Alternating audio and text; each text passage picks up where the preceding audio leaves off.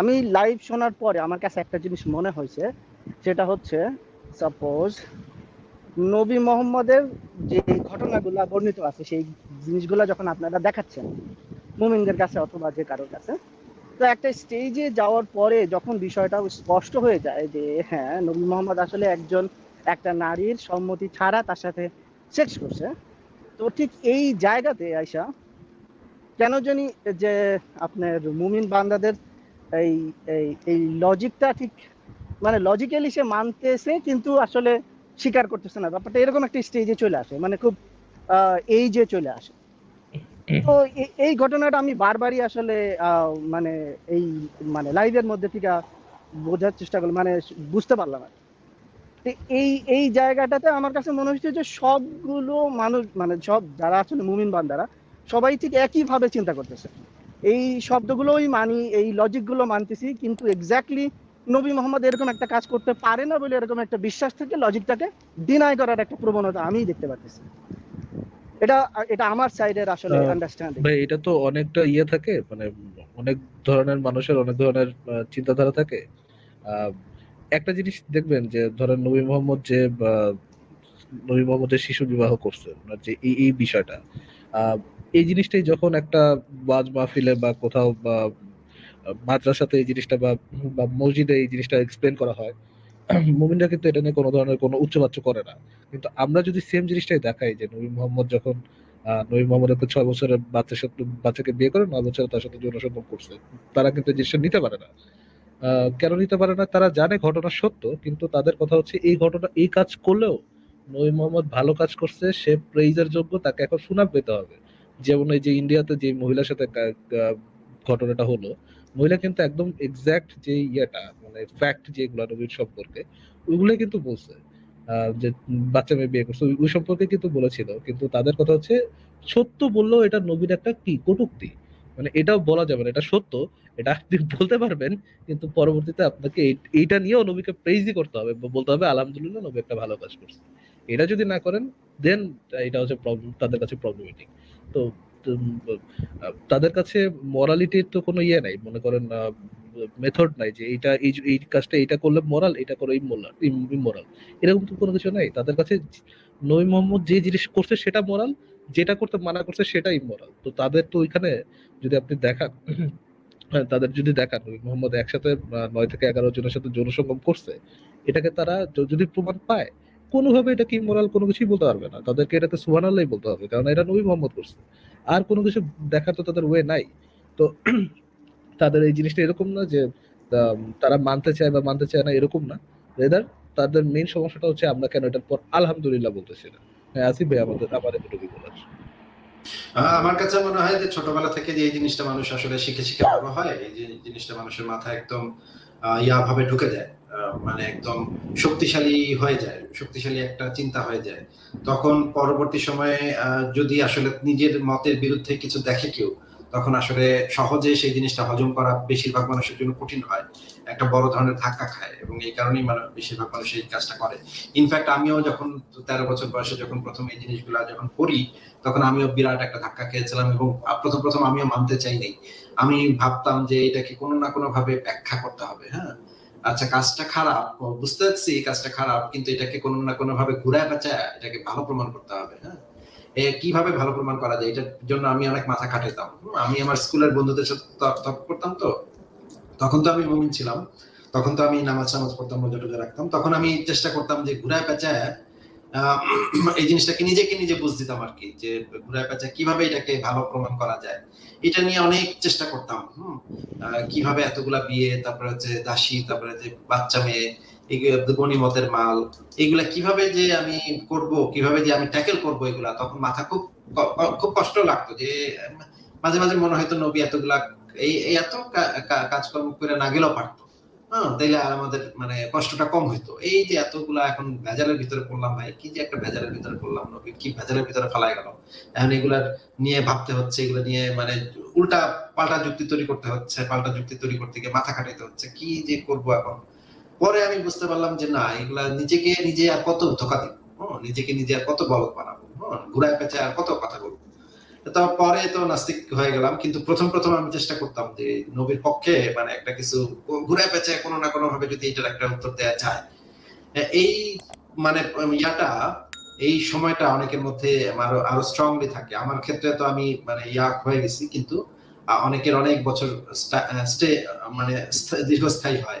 10 বছর 20 বছর পর্যন্ত মানুষ নিজেরা নিজে বুঝতে হয়, নিজেরা নিজে বোধাই বানায়, পাগল বোঝায়। হ্যাঁ? যে যে দাসী করছে নিশ্চয়ই একটা কারণ ছিল। তখনকার আর্থসামাজিক অবস্থা এগুলো পেলে নিজেকে নিজে বুঝতে দেওয়ার চেষ্টা করে। বেশি করছে, আচ্ছা ঠিক আছে করছে, কিন্তু এটার একটা কারণ ছিল। আল্লাহ পাক মানে নির্দেশ দিচ্ছে, আল্লাহ পাকের নির্দেশ তো অমান্য করা যাবে না, আল্লাহ পাক তো নির্দেশ দিতেই পারে। এখন এটা নিশ্চয়ই, এটার ভিতরে নিশ্চয়ই কোনো ফজিলত আছে, হ্যাঁ, কোনো হিকমত আছে। এই জিনিসগুলা নিজেকে নিজে বুঝতে এটা অনেক মুমিন করে।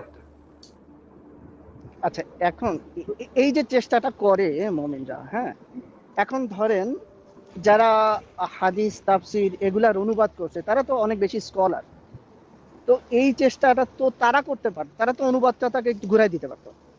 মানে কেন তাদেরকে এক্সাক্ট অনুবাদ করার দরকার হইলো?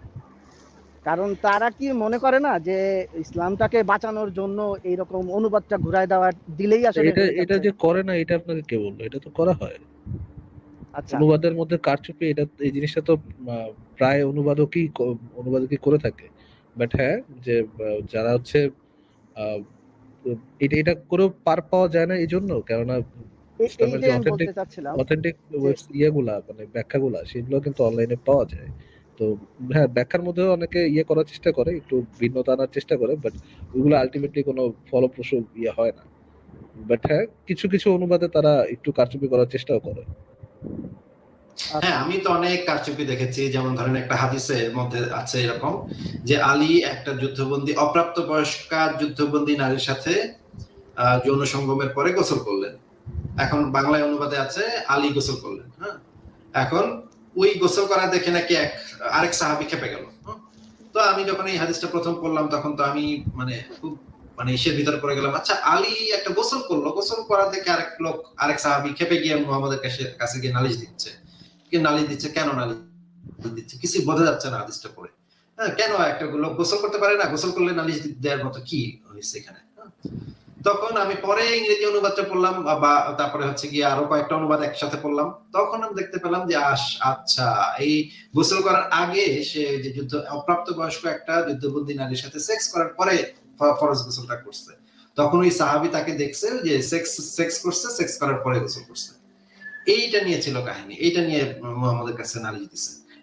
বাংলা অনুবাদক করছে কি, ওই যে ওই জিনিসটা পুরাটা বাতিল করে দিয়ে, নাই করে দিয়ে শুধু গোসল করলো এইটুকু অনুবাদ করছে। তারাও তো বোঝে। এবং আরো অনেকগুলা জায়গাতে আমি দেখেছি যে যারা এগুলা করে তারা মানে মানে কারচুপি করে, এই অনুবাদের ক্ষেত্রে অনেক কারচুপি করে। কিন্তু এই জিনিসগুলো তো আসলে ঢেকে রাখা যাবে না, কারণ আমাদের কাছে তো অনেক ধরনের অনুবাদ আছে। উর্দুতে আছে, হিন্দিতে আছে, বাংলায় আছে, তারপরে হচ্ছে কি ইংরেজিতে আছে। আমরা তো ভাই মানে, এবং যারা হচ্ছে কি মাদ্রাসায় পড়ে, বিশেষ করে যারা মাদ্রাসায় পড়ে তারা কিন্তু একদম আরবি থেকে সরাসরি পড়ে। তারা যখন এই জিনিসগুলো দেখবে তখন তো তারা বুঝে ফেলবে যে অনুবাদে কারচুপি করা হয়েছে।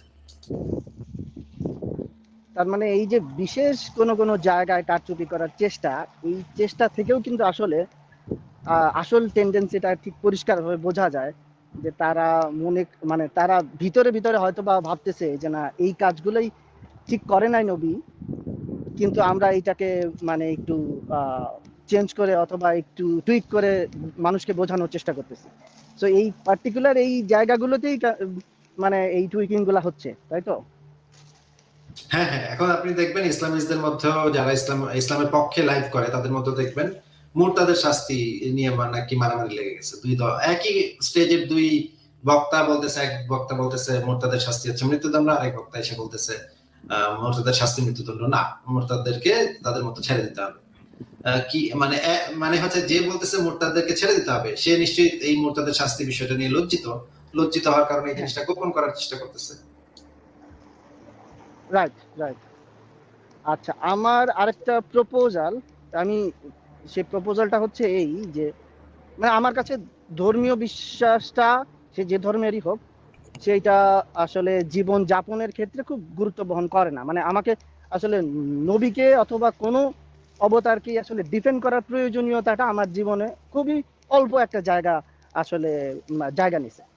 তো এর বাইরে তো আসলে মানুষ একটা জীবন যাপন করে, সেই জীবন যাপনের ক্ষেত্রে আসলে সে যদি লজিক্যালি জীবন যাপন করে, তার সেই জীবন যাপনের অনেক ধরনের প্রবলেম সে ফেস করে। তো আমার কাছে যেটা মনে হয়েছে যে আহ, যতটা না আপনি ধরেন এই ধর্মীয় গোঁড়ামিকে আসলে ধরেন আম, ধর্মীয় গোঁড়ামিকে মানে ভুল প্রমাণ করার চেষ্টা করতেছেন, ঠিক আহ, আর আরেকটু চেষ্টা যদি আপনি ধরেন এই ধরনের মানুষের জীবনযাপনের ক্ষেত্রে একটু নজর দিবেন, লাইক রকম ভাই সেগুলো আপনি করবেন, হ্যাঁ, বা সেগুলো আরেকজন করবে। একজনের যে সব কাজ করতে হবে এমন তো কোনো কথা নাই, তাই না? এক একজন এক একটা সেটাও কাজ নাই, করে। সেটাই। এক একজন মানে যে হচ্ছে মনে করেন হার্ট স্পেশালিস্ট ডাক্তার, হ্যাঁ, তাকে যদি আপনি গিয়ে বলেন যে আপনি মাঝে মাঝে নিউরো সার্জারি করেন না কেন, আপনি মাঝে মাঝে একটু নিউরো সার্জারিও করতে পারেন, ভাই এটা তো বলার আসলে অর্থ নাই। সে হার্ট স্পেশালিস্ট, তাকে হার্ট স্পেশালিস্টের কাজই করতে দেন। সেই কাজে সে ভালো পারে, সেই কাজে সে পড়ালেখা করছে, সেই কাজে তার অভিজ্ঞতা আছে, সেই কাজ সে করতেছে। তাকে যদি আপনি আবার নিউরো সার্জারিও করতে করতে বলেন, আবার চোখ কান গলা বিশেষজ্ঞ হইতে বলেন, তারপর আবার মানে আবার যদি তাকে গর্ভবতী নারীদেরকেও দেখতে বলেন, তখন তো ভাই এটা একটা ভজগট পাকায় যাবে, তাই না? আরেকজন নিশ্চয়ই করবে আপনার যে আর অন্য সমাজের যে অন্যান্য সমস্যা আছে সেগুলো নিশ্চয়ই অন্যরা ডিল করবেন সেগুলো নিয়ে।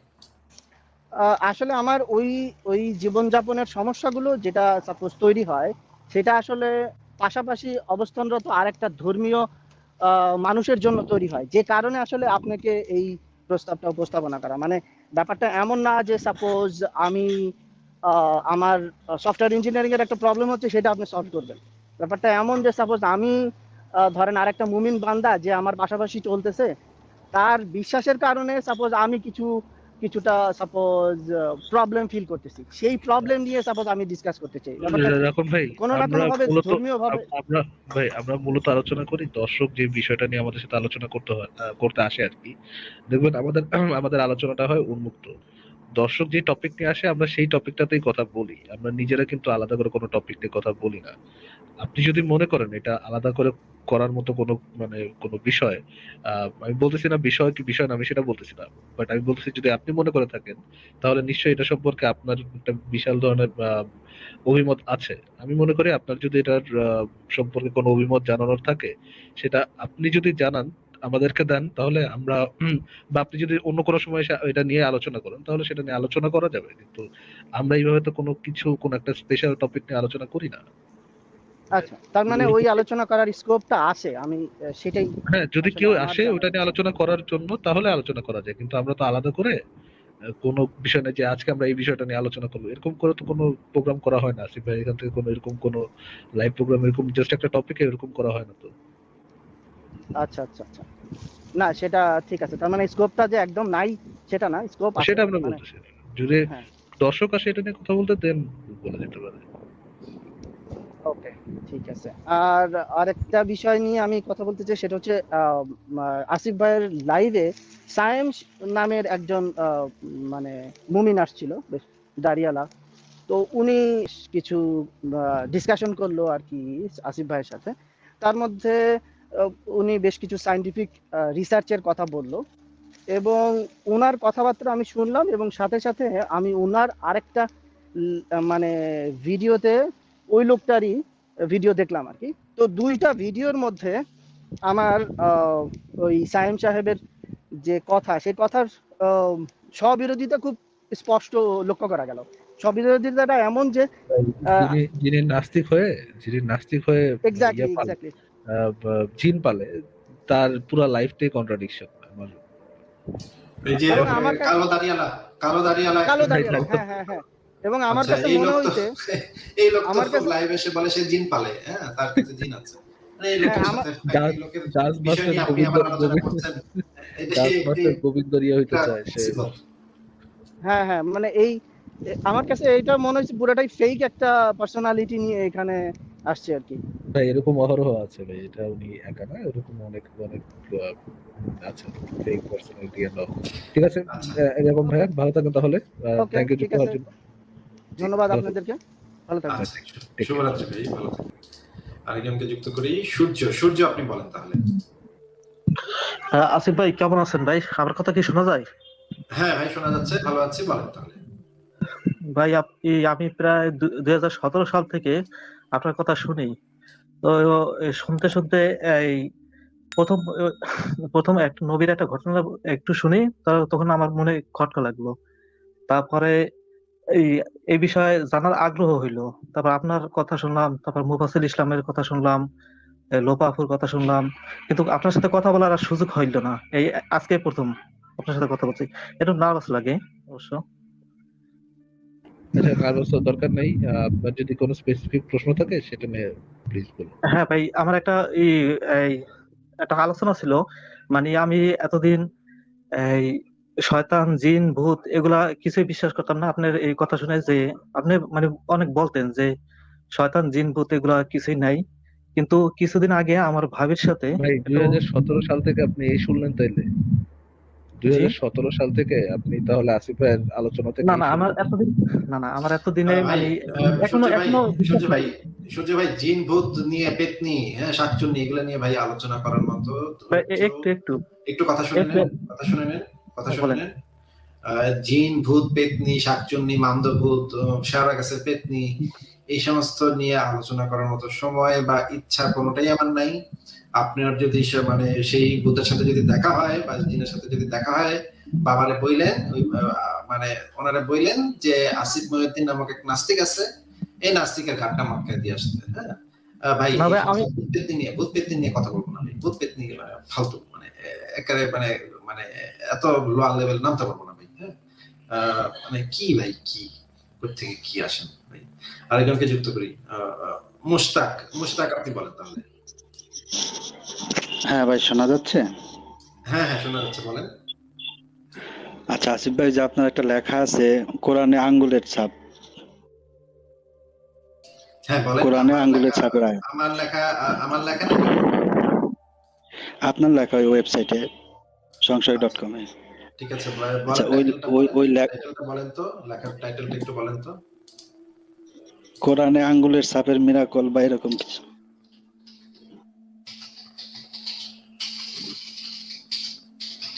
আচ্ছা বিষয়টা হচ্ছে কি, ওই লেখাটা একটু আচ্ছা, ছোট, আর হচ্ছে আর হচ্ছে আ- ভাই, ভাই এই লেখাটা তো আমার লেখা না ভাই, আপনি তো একটু ভালো করে পড়েনও না। না, যদি না আচ্ছা পড়ে তাহলে চলে মিস্টেক আসেন, হয়েছে।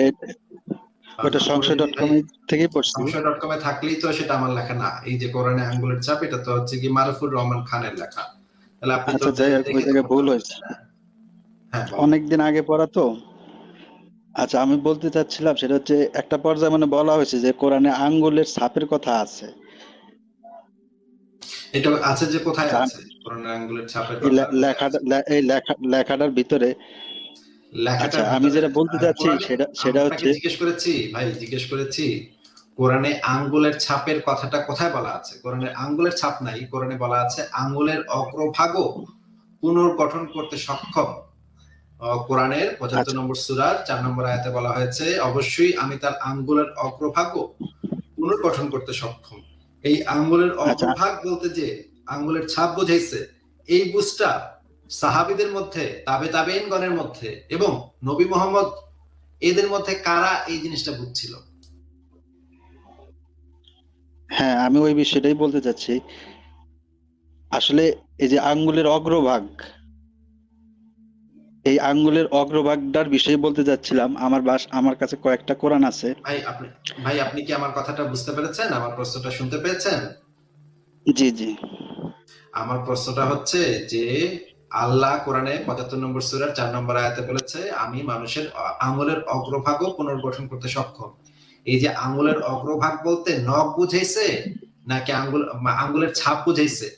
এটা যে আঙ্গুলের ছাপ বুঝাইছে, এই বুঝটা কি নবী মোহাম্মদ বুঝছিল নাকি তার সাহাবা একরাম বুঝছিল নাকি তার তাবেঈনগণ বুঝছিল নাকি 1400 বছর পরে আয়েশা এক বেটা বুঝছে? কে বুঝছে এই বুঝটা? ইদানিং কালের হুজুরেরা বুঝতেছে, আমি সেই বিষয়টাই তাহলে তো, বলতেছিলাম। তাহলে তো ভাই এটা তো মানে কোরআনে ইসলামের কোনো দলিল না, এটা তো ওই যে মানে ইদানিং কালের লোকজনের কথা। কোরআনের সবচেয়ে ভালো ব্যাখ্যা করেছেন নবী মোহাম্মদ, তার সাহাবা একরাম, তার তাবেঈনগণ। তারা যদি এই কথা না বলে থাকে তাহলে তো এটা ইসলামের কোনো দলিল না। আর ওটা যে দাবি করা হয়, আসলে দাবিটা সপক্ষের। যে আমি আমি যেটা বলতেছি একটু বলি আমি, হ্যাঁ। আমার কাছে 4-5টা কোরআন আছে, যেমন অনেক আগের, এত আগের যে ওটা আপনার বাংলা সন পর্যন্ত নাই। ওখানে আছে আঙ্গুলের জোড়াগুলো। আবার কিছু কিছু কোরআনে আছে যে আঙ্গুলের জোড়াগুলো পর্যন্ত পুনর্বিন্যস্ত করতে পারে। তো ইদানিং কালের গুলিতে আঙ্গুলের অগ্রভাগ চলে আসছে। এই বিষয়গুলি যদি ধরেন ওই যে ওই কোরআনের নামগুলি বা পাবলিকেশন নামগুলি সহ অ্যাড করে দিলে ওই লেখাটা আমার মনে হয় আরো সুন্দর হইতো। তাহলে ভাই আপনি, আপনার কাছে যদি সেই কোরআনগুলা থাকে, তাহলে সেই কোরআনগুলার কয়েকটা ছবি তুলে, সেই পাতাটার ছবি তুলে আমাদেরকে যদি একটু বা মেইল আপনি করে দিতেন, আপনি তাহলে রেদার আমি লেখাটা স্ক্যান করে নেন কোরআনটা। হ্যাঁ হ্যাঁ, স্ক্যান ইভেন করে আমি আমি ইংরেজিতেও টেস্ট করে দেখছি। প্রিভিয়াস কোরআনগুলিতে শুধু লেখা ফিঙ্গার, আর এই ধরেন 80-90 বা এই 2000-এ আইসা ওটা ফিঙ্গার টিপস হয়ে গেছে। তাহলে ভাই আপনি আমাদেরকে হেল্প করতে পারেন। আপনি যদি আমাদেরকে সেই যে লেখা, সেই জিনিসগুলা স্ক্যান করে আমাদেরকে পাঠিয়ে দেন, তাহলে আমরা ওই লেখার ভিতরে সেই জিনিসগুলা যুক্ত করে দিব। ঠিক আছে ভাই? হ্যাঁ, ওটা আমি পাঠাতে পারবো। স্ক্যান করে নেন, এবং আপনার জন্য ভালোই হবে, ওটা সংগ্রহিত থাকবে। আমাদের জন্য ভালো হবে। আমাদের অনেকগুলো বই দরকার। আমরা এই জিনিসটা এখন একটু বলে নেই, যেহেতু সুযোগটা পাওয়া গেছে। ফারাজ ভাই, আমি একটু বলে নিই। মুশতাক ভাই এবং অন্যান্য যারা শুনছেন তাদের সবাইকে আমি বলে দিই যে আমাদের কিন্তু কয়েকটা বই খুবই দরকার। যেমন একটা বই হচ্ছে গিয়ে মানে ইবনু হাজার আসকালানির যে ফাতহুল বারী, সেটার বঙ্গানুবাদ বের হয়েছে, প্রথম খণ্ড বোধহয় বের হয়েছে। সেটা কিন্তু আমাদের স্ক্যান কপি দরকার। তারপরে হচ্ছে গিয়ে আরো অনেকগুলো বই দরকার, যেমন জালালউদ্দিন সৈয়দীর একটা বই আছে সম্ভবত, আল ইতকান, বাংলায় অনুবাদ হয়েছে সম্ভবত। সেই বইটা বাংলাদেশে আছে, ইসলামিক ফাউন্ডেশন থেকে বা কোথা থেকে যেন অনুবাদ হয়েছে, সেটাও বইটা দরকার। যারা হচ্ছেন গিয়ে আমাদের এই লাইভটা শুনছেন, তাদের কাছে যদি ইসলামী বইপত্র থাকে যেগুলো অনলাইনে নাই, এরকম যদি বই থাকে, তাহলে সেগুলো আপনারা স্ক্যান করেন, স্ক্যান করে আমাদেরকে পাঠিয়ে দেন। পাঠিয়ে দিলে আমাদের সংশয়.com আমরা সেই জিনিসগুলো যুক্ত করে দিব। এবং আরো যদি পুরনো অনুবাদ থাকে, কোরআনের পুরনো অনুবাদগুলো যেগুলো অনলাইনে কোথাও নাই, তাহলে আপনারা একটু স্ক্যান করে, দয়া করে স্ক্যান করে আমাদেরকে ইমেল করে দেন। আমাদের জন্য অনেক উপকার হবে। আমরা যে ডেটাবেস তৈরি করছি বা আমাদের যে সংগ্রহশালা তৈরি করছি, সেটার জন্য অনেক উপকার হবে, অনেক মানুষ পড়তে পারবে এবং ভবিষ্যতে আরো হাজার হাজার মানুষ এই জিনিসগুলা জানতে পারবে। হ্যাঁ মুশতাক। আচ্ছা, তো এই বিষয়ে আরেকটু যে অ্যাড করি, যেমন এই শব্দটা হচ্ছে বানানা। বানানা মানে আঙ্গুল, আর ইদানিং ওটারে করে ফেলছে আঙ্গুলের মাথা। এই ডকুমেন্টসটাও আমার কাছে আছে, যে প্রিভিয়াস বানানা ছিল শুধু আঙ্গুল, আর এই 80-90 পরে থেকে আঙ্গুলের ডগা, আঙ্গুলের মাথা লিখতেছে সবাই। আর আমি লাইভটার প্রথমে যুক্ত হয়েছিলাম, ওই যে আপনি যে একদম আইকিউ লেভেল বলে বাদ দিয়ে দিতেছেন, আসলে ওরা কিছুই শিখতে পারতেছে না। ওদের সাথে আরেকটু সময় দিলে ভালো হতো। যে ওই যে ভাই প্রথম যে লোকটা অ্যাড হয়েছে, দুঃখিত ভাই, আমি যথেষ্ট সময় দিয়েছি 6 বছরে, এখন আর সময় দিতে পারবো না ভাই। হ্যাঁ, আর না এখন এমনিতেই সময় কম একটু পাই আমি। একটু বলি ওনার বিষয়টা নিয়ে, একটু বলি। আমার কথা একটু শুনে নেন। আমি এমনিতেই এখন সময় কম পাই। একেবারে গরু গাধার লেভেলের লোকজনের সাথে ভাই আর কথা বলবো না ভাই।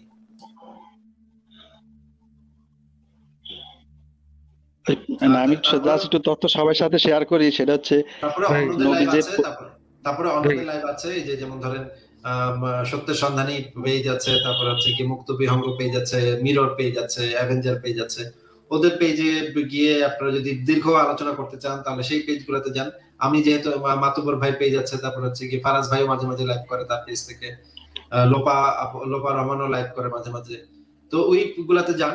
আমি ভাই এখন সময় কম পাই। আমাকে ভাই যে একদম মানে মানে মানে একেবারে লেভেল ডিশ মার্কার লোকজন এসে আমার সময়টা নষ্ট করবে, খায় দিবে আমার সময়টা, আমি এই জিনিসটা ভাই আর পারবো না। ঠিক আছে, জাস্ট একটা তথ্য বলি। সেটা হচ্ছে যে নবী প্রথম যে বলে যে প্রথম দিকের সাহাবী, প্রথম 1 মাসে কোরআনের আয়াত নাজিল হয়েছে 5-2-7টা। এই 7 আয়াতে এত লোক কিভাবে কনভিন্স হলো? এইটুক লেভেল যদি কারো না থাকে, তাহলে সাথে আসলে সারাদিন আলাপ করেও কোনো লাভ নাই।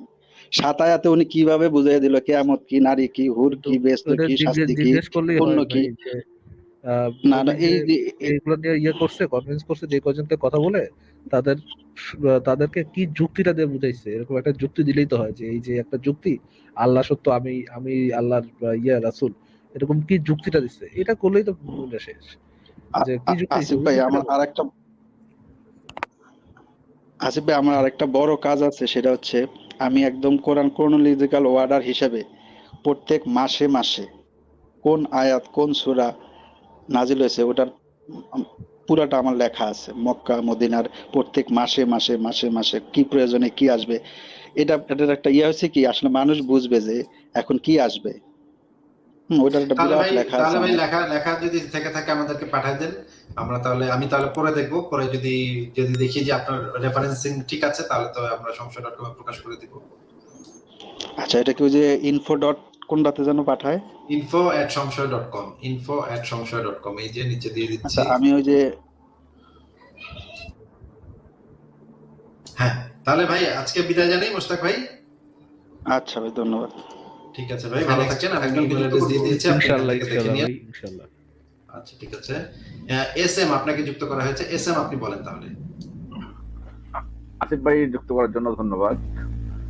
আসিফ ভাই, আমার প্রশ্ন হচ্ছে কেন আস্তিক হতে হবে অথবা কেন নাস্তিক হতে হবে? দুটোই তো কনসেপ্ট নাকি, এর বাইরে কিছু?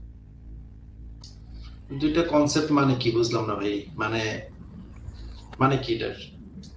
মানে মনে করেন কেউ একজন, মনে করেন ফারাজ ভাই স্ট্যাম্প কালেকশন করে, আমি স্ট্যাম্প কালেকশন করি না। ফারাজ ভাই যদি স্ট্যাম্প কালেকশন করে তাহলে ফারাজ ভাইকে আমরা বলতে পারি স্ট্যাম্প কালেকশনকারী, স্ট্যাম্প সংগ্রহকারী। আর যদি আমাকে যদি বলতে হয় তাহলে আমি বলবো যে না ভাই, আমি তো স্ট্যাম্প জমাই না, স্ট্যাম্প আমার পছন্দ না। স্ট্যাম্প জমাই কি হবে, দূর, এটা একটা ফালতু জিনিস, আমার কাছে ফালতু মনে হলো, তাহলে আমি জমাইলাম না। তাহলে এই যে ফারাজ ভাইয়ের একটা স্ট্যান্ড এবং আমার একটা স্ট্যান্ড, এই দুইটা কনসেপ্ট, এগুলো কি বললেন আমি কিছু বুঝলাম না। একটু এক্সপ্লেইন করেন বিষয়টা, একটু এক্সপ্লেইন করে মানে জানান। দুটো দুই রকম ধারণা, এই তো। এটা খালি সত্য মিথ্যা বলতে এখন ওইভাবে দেখলে তো পৃথিবীর সবকিছুই জাস্ট একটা ধারণা। আপনি এক্সিস্ট করতেছেন, জীবন একটা ধারণা, কথা বলতেছি এটাও একটা ধারণা, খেতে হবে একটু পরে এটাও একটা ধারণা, সবকিছুই তো একটা ধারণা। তাহলে পয়েন্টটা কি হলো? আপনি কি বলতেছেন যে আমাকে আস্তিক বা নাস্তিকের মধ্যে কোনো কিছু হতে হবেই বা কেন, এরকম করে কিছু? হ্যাঁ, জি, কেন এটা তো কিছু হতে হবে না। আপনাকে কেউ বলে নাই তো আপনাকে ইদার আস্তিক হইতে হবে বা নাস্তিক হইতে হবে, কোন একটা স্ট্যান্ড নিতে হবে, কেউ বলে নাই। মানে আপনি আমাদের স্বাধীন দেশের আপনি- স্বাধীন নাগরিক, আপনার যা ইচ্ছা সেটা করবেন। মানবিকতা আপনাকে আস্তিক হইতে অনেক মানুষ বলবে, কিন্তু পৃথিবীতে কেউ কাউকে নাস্তিক হইতে বলে এরকম তো ভাই ভাই আমি বলে কখনো ভাই পক্ষে শুনি। ভাই বলে আছে ভাই, এরকম ক্রিচার আছে, ইভেন আমার ইসের মধ্যেই আছে। আছে ভাই, আমি নাস্তিকতা প্রিচ করি, আছে ভাই, আছে না, এরকম। এগুলো পাগল ছাগল কিছু আছে, এইগুলো পাগল ছাগল ভাই, এগুলোর কথা বাইন করেন না।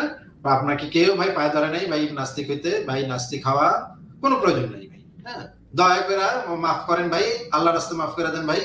হ্যাঁ, নাস্তিক হওয়ার কোনো প্রয়োজন নাই। আমরা আমাদের প্ল্যাটফর্ম থেকে, অন্তত পক্ষে আমাদের প্ল্যাটফর্ম থেকে আমরা কখনো নাস্তিক হন ভাই এইটা কখনো কাউরে বলি নাই, বা নাস্তিকতা প্রচারও করি নাই। আমরা ধর্মের যে কুসংস্কার, ধর্মের যে অমানবিক দিক, ধর্মের যে বর্বর দিক, এই যে এগুলো যেহেতু সমাজের জন্য অত্যন্ত ক্ষতিকর, সেই জিনিসগুলো আমরা যুক্তি তথ্য প্রমাণ দিয়ে যাচাই বাছাই করে আমরা উপস্থাপন করি।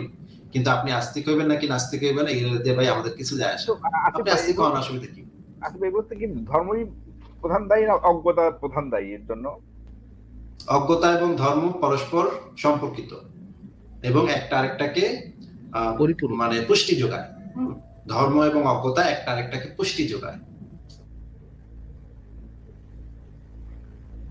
না, আমার মানে কথা এই পর্যন্তই যে কোন একটা মানে কিছু বিশ্বাসে থাকতে হবে। এসে ভাই, আপনাকে কোন একটা বিশ্বাস হোল্ড করতে হবে বা ফেলে দিতে হবে, এটা কেউ বলতেছে না। আমরা কেউ বলতেছি না যে আপনাকে এটা দিতে হবে ওটা দিতে হবে। সাধারণ আপনি মানবিক স্বাধীন দেশের স্বাধীন নাগরিক, আপনার যে কোনো বিলিফ থাকতে পারে বা বিলিভ না থাকতে পারে, that's all up to you. But আপনি যখন আপনার বিলিফটাকে সত্য বলে প্রিচ করবেন মানুষের কাছে যে আপনার বিলিফ সত্য, শুধু আপনার কাছে সত্য এমন না, এটা অবজেক্টিভলি সত্য, এটা আসলেও হয়, ওরকম বলে প্রিচ করবেন বা ওইটা অন্যের উপর চাপা যেতে যাবেন, তখন আমরা ওটা নিয়ে আলোচনা করব, দেখবো আপনার ধারণাটাকে আসলে সত্য কিনা, বর্বর কিনা, অমানবিক কিনা, বা এটা প্রিমিটিভ আইডিওলজি নিয়ে আসতেছে কিনা, এটা নিয়ে আলোচনা করবো। বাট আপনি ধর্ম পালন করলেও করতে পারেন, না করলেও না করতে পারেন, মানে আপনি ধর্ম বিশ্বাস করলেও করতে পারেন, না করলেও না করতে পারেন, that's all up to you. But কারণ একজন কোন সৃষ্টির পক্ষে তার স্রষ্টাকে কল্পনা করা এটাই তো অসম্ভব কিছু। আমার স্রষ্টা আবার কি জিনিস ভাই? স্রষ্টা আবার কি জিনিস? সৃষ্টি কি জিনিস? সৃষ্টি কি জিনিস? যেমন আমি একজন হয়তো সৃষ্টি প্রকৃতি, এটা আপনাকে কে বলছে আপনি একজন সৃষ্টি? আপনি তো জন্ম হয়েছেন ভাই, আপনি সৃষ্টি হয়েছেন এটা আমি তো কোনো মানুষ এই পর্যন্ত দেখি নাই সৃষ্টি হয়েছে। আমি তো সব মানুষকে দেখছি জন্ম হয়েছে। কোন ছাগলে কইলো যে মানুষ সৃষ্টি হয়? কোন ছাগলে বলেছে এটা? জন্মই হয়েছে। কিন্তু তাহলে আপনি যে বলেন সৃষ্টি হওয়ার জন্ম হওয়া এক কথা? না, এক কথা না। তাহলে আপনি যে বললেন আপনি সৃষ্টি হয়েছেন, আপনি একটা সৃষ্টি, মানে এটা সাধারণ সেন্সে আমরা বলি সেটাই, কিন্তু লজিক্যালি তাহলে আপনি তো এখানে এসে আমাদের লাইভে এসে তো ওয়ার্ড যখন আপনি চুজ করবেন তখন তো আপনাকে পারফেক্ট ওয়ার্ড চুজ করে আপনার কথা বলতে হবে ভাই। আমি তো এখন পর্যন্ত কোনো মানুষের দেখলাম না যে সৃষ্টি হইলো। আমি তো সব মানুষের দেখছি। ফারাজ ভাই, আপনি কি জন্ম হয়েছেন না সৃষ্টি হয়েছেন ভাই? ভাই আমি তো জন্মই হয়েছি, আমি তো আসমান থেকে পড়ি নাই, আউট অফ নোয়ার আমার অস্তিত্ব আসে নাই। আসিফ ভাই লজিক্যালি আমিও জন্ম হয়েছি। আমিও জন্ম হয়েছি ভাই মায়ের পেটে, তাও একটা মায়ের পেটে, হ্যাঁ, এবং সঙ্গমের মাধ্যমে। আমার বাবা এবং মা সঙ্গম করছে, সেই কারণে আমি জন্ম হয়েছি ভাই, একদম পারফেক্ট ন্যাচারাল পদ্ধতিতে। হ্যাঁ, সৃষ্টি হয়েছে এখন পর্যন্ত আমি কোনো মানুষকে দেখিনি, কোনো এমনকি কোনো একটা জন্তু জানোয়ার, জীব জানোয়ার, এমনকি একটা মানে মহাবিশ্বে কোনো লোহার জিনিসই টুকরা আছে ভাই যেটা সৃষ্টি হয়েছে, এরকম কিছু আছে ফ্রম সৃষ্টি হয়েছে নাথিং? এরকম কিছু? হ্যাঁ, এই সৃষ্টি হয়েছে এরকম কোনো কিছুর আপনি একটা উদাহরণ দিতে পারবেন এসএম ভাই? সৃষ্টি আমি একটা গান লিখলাম, সৃষ্টি করলাম, বাট ওইটা তো হচ্ছে মানে কবিতা, এটা হচ্ছে শিল্প। শিল্প জিনিসটা ভিন্ন জিনিস। শিল্প জিনিসটা নিয়ে আমরা এখানে আলোচনা করছি না। শিল্প সাহিত্য, মানুষের আবেগ অনুভূতি, এগুলো নিয়ে আলোচনা করছি না। আমি আলোচনা করছি যে বাস্তব জগতে কিছু একটা আপনি দেখাতে পারবেন যে আপনি সৃষ্টি করছেন। না ও সেন্সে তৈরি করছি হয়তো, সৃষ্টি আসলে ওভাবে করা। তাহলে মানে আপনি- এক্সিস্টিং যা ছিল সেটা থেকে অন্য জিনিস বানাইছেন, কিন্তু জি, সৃষ্টি তো আমরা কোনো কিছু করতে পারি না, বা সৃষ্টি হয়েছে এরকম কোনো এভিডেন্স আমাদের কাছে নাই। মহাবিশ্বের কোনো কিছু সৃষ্টি হয়েছে এরকম তো এভিডেন্স আমাদের কাছে নাই। আর সেটাই যে আমার সাধারণ যে মানবিক মূল্যবোধ এটা থাকলেই তো হচ্ছে, এই জন্য আমি কোন একটা বিশ্বাস লালন করে ওটার পিছনে সময় নষ্ট করার বা ভাই, নাস্তিকতা তো কোনো বিশ্বাস না। আপনাকে কে বলেছে নাস্তিকতা বিশ্বাস? আমি বিশ্বাস করি না এটাও তো একটা বিশ্বাস। আমি স্ট্যাম্প কালেকশন করি না, এটাও একটা স্ট্যাম্প কালেকশন নাকি? ভাই আমি সিগারেট খাই না, এটাও একটা সিগারেট খাওয়া, বা এটাও একটা অভ্যাস। এটা সিগারেট একটা না নেশা, খাওয়াটা এটা একটা নেশা। এটাও কি একটা অভ্যাস নাকি, বা নেশা নাকি? না, এটাও তো একজন মানুষ গাঁজা খায় না, সেও কিন্তু একজন গাঁজাখোর ভাই, বুঝছেন? মানে যে কথা বলতে পারে না সেও কথা বলে। সেটাও একটা অভ্যাস, যে গাঁজা খায় না এটাও একটা অভ্যাস, একটা বদ অভ্যাস, একটা গাঁজা না খাওয়াটাও একটা অভ্যাস, হ্যাঁ ভালো অভ্যাস। বা গাঁজা না খাওয়াটা একটা ভালো অভ্যাস। ভাই ঠিক আছে ভাই, ধন্যবাদ। আপনি যদি এটা মনে করে থাকেন তাহলে মনে করতে পারেন, স্বাধীন দেশের স্বাধীন নাগরিক। বাট আপনি যদি মনে করেন গাঁজা না খাওয়াটা একটা আলাদা অভ্যাস, তাহলে আর কি, আমার কিছু বলার নেই ভাই। থ্যাংক ইউ ভাই, আগে টিভি ছাড়লে ঝিরঝির করতো, মনে আছে ফারাজ ভাই ছোটবেলায় যখন টিভি দেখতাম? টিভিতে ওটাও কিন্তু একটা বাজিত চ্যানেল, আছে, ওটা এটাও কিন্তু একটা চ্যানেল, বুঝেছেন? ওটা হচ্ছে ঝিরঝির চ্যানেল, বুঝেছেন? ভালো চ্যানেল। মানে বিয়ে না করাটাও এবং একটা বিয়ে, তারপর হচ্ছে মানে অন্ধকারও কিন্তু একটা আলো, অন্ধকারও এক ধরনের আলো, বুঝছেন? অন্ধকার এক ধরনের আলো। আলোর অভাব। অন্ধকার আলো না ভাই, অন্ধকার না আলোর ওটা অভাব। তো আলোই ভাই, আলোর অভাব আবার আলোই। ওটা আর বিশ্বাস না রাখাটা যদি বিশ্বাসের অভাব না হয়, ওটাও যদি আলাদা একটা বিশ্বাস হয়, তাহলে অন্ধকারও এক ধরনের আলোই। ওটাও ওইখান থেকে কোনো না কোনো একটা আলোই আসে। থ্যাংক ইউ এসএম ভাই যুক্ত হওয়ার জন্য, আপনার মূল্যবান বক্তব্যটার জন্য ধন্যবাদ। ভালো থাকবেন। থ্যাংক ইউ হ্যাঁ, ভাই, ঠিক আছে ভালো ভাই, থাকবেন, বিদায় যাবো। ভালো থাকবেন ভাই আপনারা। Take care. পাচ্ছি না আসলে। পরের জনকে যুক্ত করি। ফারাজ ভাই, আমার মনে হয় যে আমার মানে ভাই মেজাজ কিন্তু গরম হয়ে যায় ভাই। আপনি একটু সামলায়েন, হ্যাঁ? আচ্ছা মেজাজ গরম। অবশ্যই।